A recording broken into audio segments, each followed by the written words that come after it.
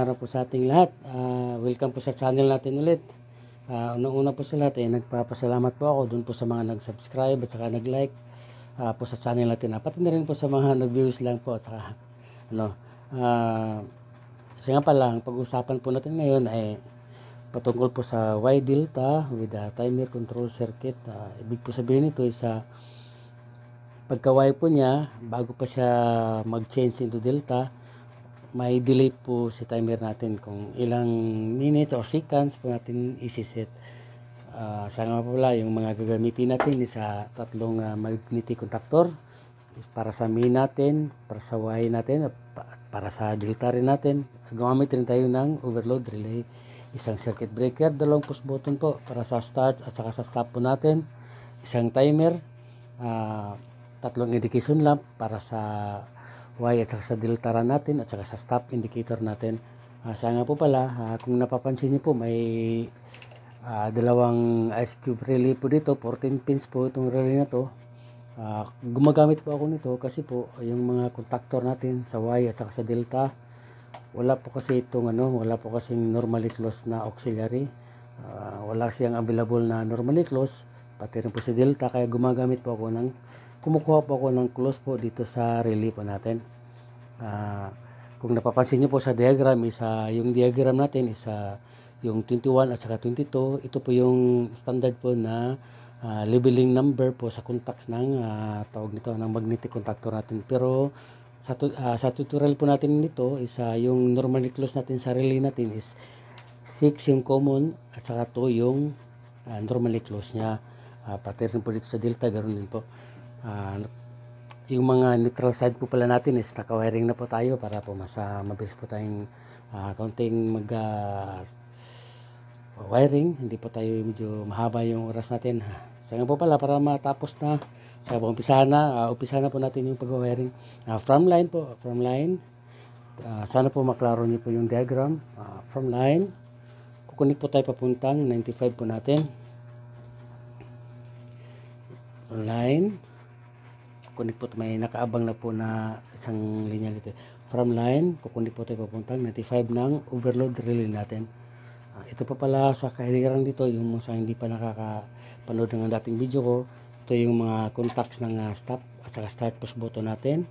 Ito naman po sa main contactor natin, kasama na rin yung overload relay natin. Ito yung sa Y, ito yung sa delta, ito rin po sa timer po natin. Ito na ba tayo? Tapos na tayo ito sa 95. Dito naman tayo sa kabila, from 96 po, 96 ng overload relay natin, normally close. Nakukunik po tayo papuntang 1 ng stop push button natin. From 96 po ng overload natin, papuntang 1 ng stop push button natin. Ito po yung 1 ng stop push button natin. Tapos sa kabilang side po ng stop push button natin is 2. Yung 2 po natin is ikukunik po natin papuntang 3 ng start push button natin. Jumper lang po tayo from 2 ng stop. Ito po yung 2 ng stop, papuntang 3 ng start push button natin. Tapos sa kabilang side po ng start push button natin is 4. Yung 4 po is ikukunik po natin sa A1 ng main contactor natin. From 4 ng start, kukunik po tayo papuntang, ito po yung main natin, A1 ng main contactor natin. Ito po. Tapos sa kabilang side po ng main contactor natin, yung A2 niya is na-i-connect na po natin sa neutral. Dito naman po tayo sa holding contact po niya. From 3 ng start, kukunik po tayo papuntang 30 ng main contactor natin, normally open. From 3 ng start, from 3 ng start, kukunik po tayo papuntang 30 ng normally open ng main contactor natin. Tapos sa kabilang side po is 14. Yung 14 po is ikukunik po natin papuntang 4 ng start push button natin. From 14, ganyan natin para di matabunan yung number. Papuntang 4 ng start push button natin. Tapos na po tayo dito sa taas, dito sa holding contact po niya. Susupply naman po natin itong timer po natin from Itong 7 at saka 2 po, ito po yung coil ng timer natin. From 7 po ng timer po natin, kukunik po tayo papuntang 14 lang po kasi isang linya lang naman po to, isang wire lang naman po to. From 14 kasi mas malapit lang po kasi from 7 ng timer papuntang 14 ng normally open ng main contactor natin. From 7 ng timer, ito po yung 7 ng timer natin papuntang 14, ito po yung 14, magkatabi lang. 14 ng normally open ng contactor natin. Tapos sa kabilang side po ng timer ay sa 2, yung 2 po isa nakakunik na po tayo dyan sa literal. From 7 po, dito naman po tayo sa baba. From 7 po ng timer, kukunik po tayo papuntang common po niya. Yung common po ng timer natin is 8. From 7 papuntang 8 po. From 7 ng timer, ito lang po sa ibaba, papuntang 8 ng common ng timer natin. Yan po. Tapos sa kabilang side po ng normally close natin is 5. Yung 5 po is i-connect natin papuntang 21. Ito nga po yung sinasabi ko kanina. Yung standard po na ginagamit talaga sa normally close ng contactor natin is 21 at saka 22. Sa tutorial po na ito is wala po tayong available na normally close sa contactor natin, kaya gumawa lang po tayo ng paraan na makakuha tayo ng normally close. Kaya yung relay yung ginagamit natin. Ito po yung 6, ito naman po yung 2 ng normally close na relay natin. Assume lang po natin na ito yung 6 at saka 2 ng normally close natin. From 5 po ng timer papuntang 21 or 6 ng relay natin. From 5 ng timer, ito po yung 5 ng timer papuntang 6 po ng delta contactor natin sa auxiliary po niya. 6 po ng delta auxiliary normally close po niya. Tapos sa kabilang side po is 22. Sa tutorial po natin to is 2 yung ginagamit natin, 6 at saka 2 ng relay. From 2 ng relay normally closes, kukunik po tayo papuntang A1 po ng Y. From 2 po ng relay normally close natin, kukunik po tayo papuntang E1 ng Y contactor natin. Ayan po.